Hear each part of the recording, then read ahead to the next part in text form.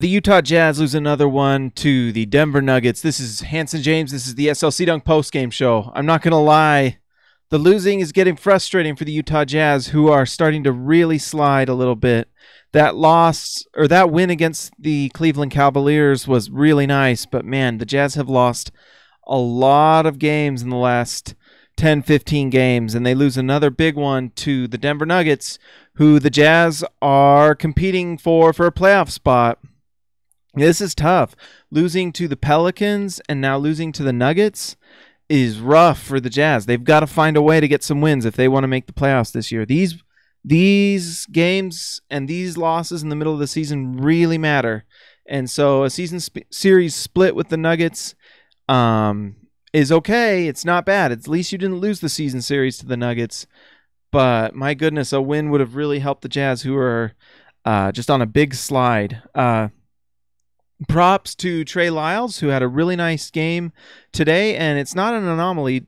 Trey Lyles is playing a lot better. He's shooting like 46% from three for the year. Jamal Murray's a great player. He had an incredible game tonight against the Jazz.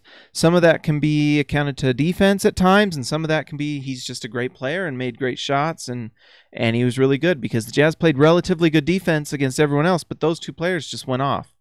And so that's really rough. The Jazz, they miss Rudy Gobert badly. If you haven't noticed, we are missing that incredible inside defense. And not just that, but that rolling.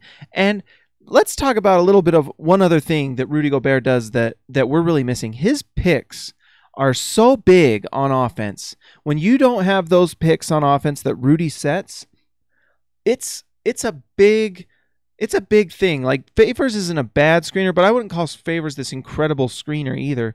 Like, some of the screens that Rudy Gobert sets just destroy the defender, and they are just stonewalled, and it's over. And the player gets free reign and can get to the basket. Favors is, not a bad screener, but Favors usually kind of screens with the roll in mind, and he's a good pick and roll player, so that's why offensively the Jazz are pretty good with Favors on there. But honestly, the offense is really good with Rudy Gobert as well. And then when you consider the fact that Rudy Gobert's defense is just so good, and then you add in the fact that he's just a great screener, great pick and roll player, best pick and roll big in the NBA last year, and one of the best this year too, although that hasn't been quite the case. But you could probably attribute that to missing to playing with Ricky Rubio, who for whatever reason, Rudy and Rubio did not connect very well, and also just the spacing issues the Jazz have had when Rubio, Favors, and Rudy are on the floor together. So honestly, this game can be chalked up a little bit to missing Rudy Gobert. Trey Lyles would have had his three-point shot, but I tell you what, he wouldn't have got those inside shots. And honestly, when that inside presence of Rudy Gobert is there, it makes the perimeter defense easier to do. Like, I'm seeing people talk about the perimeter defense as if like there's a problem, or like the Jazz aren't doing very well on their perimeter defense. Well, one thing is the Denver Nuggets are a good offensive team with great perimeter players when you consider Gary Harris and Jamal Murray and Trey Lyles tonight, great shooter, Will Barton, Wilson Chandler, Nikola Jokic, and they're just great perimeter players. Paul Millsap, great perimeter player. When you don't have Millsap's out, but it's still, that team is just offensively loaded.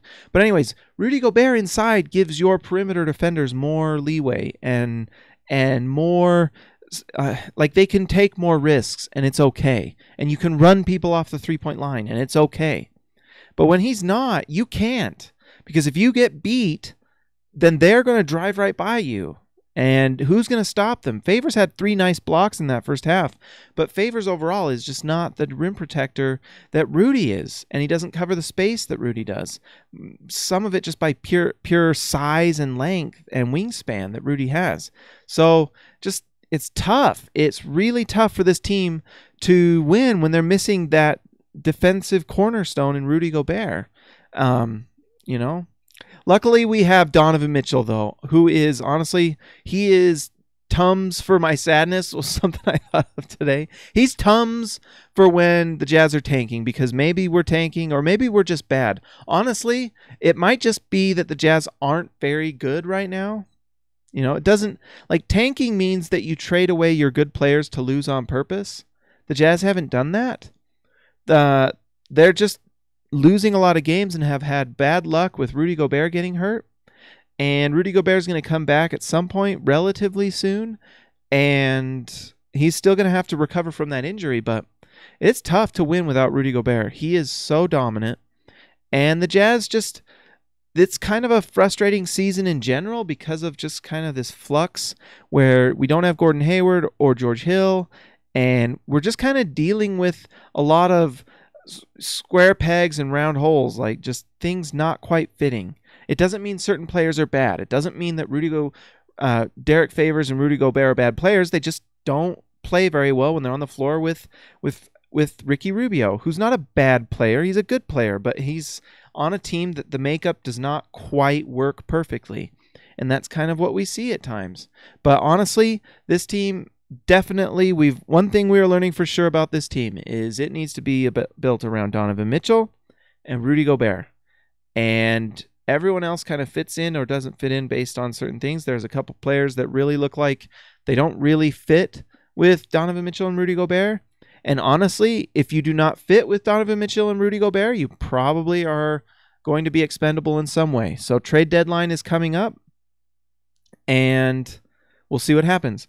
Stacey Thomason, when's Rudy back? Well, the Jazz came out 2 weeks after Rudy's injury and said that he is making progress. And we see Rudy, if you're on social media, you'll see that Rudy's doing shoot around and looking better. And the Jazz release said that Rudy Gobert is making progress, but will be checked back in 2 weeks. So I guess 2 weeks from his last thing, I can't remember what that was, but that was like a week ago. So in a week or so, we'll see where Rudy's at. I, for one, miss Rudy greatly, Stacey. I miss him very much.